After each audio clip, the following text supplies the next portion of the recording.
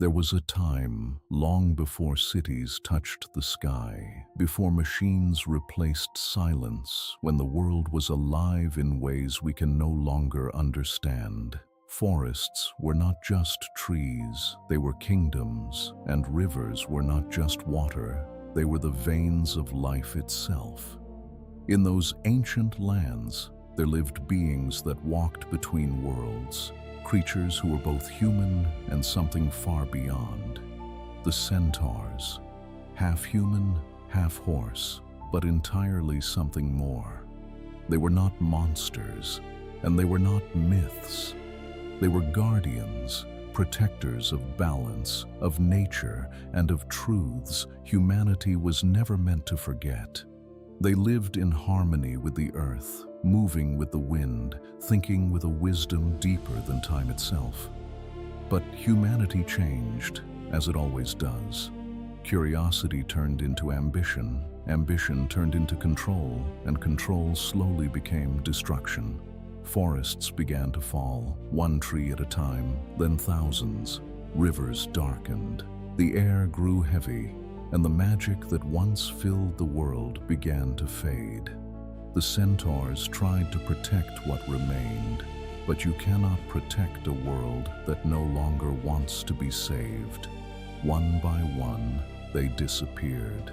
Some say they hid deep within places untouched by man, while others believe they were hunted, erased from existence, and eventually they became nothing more than stories, legends told in whispers and forgotten by time. But somewhere far beyond the reach of maps, beyond satellites, beyond logic, there is still a forest, a place where the air feels heavier, older, where silence is not empty, but watching. This is where he went. A traveler, not a hero, not a scientist, just someone searching for something he couldn't explain. He had heard the whispers, rumors of a place that should not exist. At first, he did not believe them until he found it. The forest. The moment he stepped inside, something felt wrong, like crossing a line that was never meant to be crossed. The deeper he walked, the quieter it became.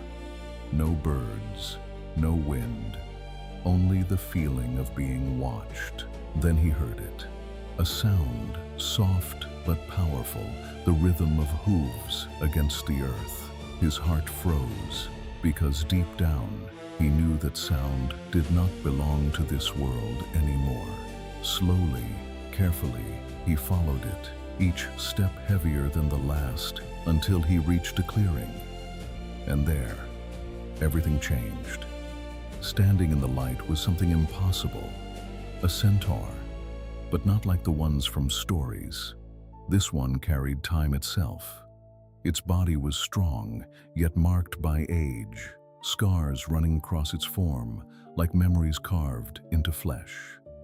Its human eyes held centuries of pain, wisdom, and loneliness. This was not just a creature. This was the last centaur on Earth. For a moment, the world stood still, two beings from two different eras facing each other. The traveler could not move, could not speak, because how do you face something that proves everything you believed was wrong? The centaur stepped forward, not with aggression, not with fear, but slowly, carefully, as if approaching something fragile. Their eyes locked, and in that moment, there were no words, only understanding. The traveler felt it, a sudden flood of images and memories. A world untouched by humans, centaurs running freely beneath endless stars, forests glowing with life, balance, peace. And then it changed. Fire, chaos, humans, machines tearing through the earth, the fall of everything. The traveler collapsed to his knees, overwhelmed, because this was not imagination. This was truth. The centaur moved closer, close enough to touch, but it waited, watching him, as if asking a question without words. Slowly, the traveler raised his hand, uncertain but honest, and finally, the centaur allowed it. Their worlds connected, and everything changed. The centaur shared its final gift, not power, but memory, its story, its truth, because it knew it would not survive much longer. The world had moved on, and there was no place left for something like it. The forest began to shift, the air growing dense, the light fading into shadow. The centaur stepped back, its form slowly dissolving, returning to the earth, to the wind, to the silence. The traveler reached out, but it was too late. The last centaur was gone. No sound, no trace, nothing. Just an empty clearing. But now, someone remembered.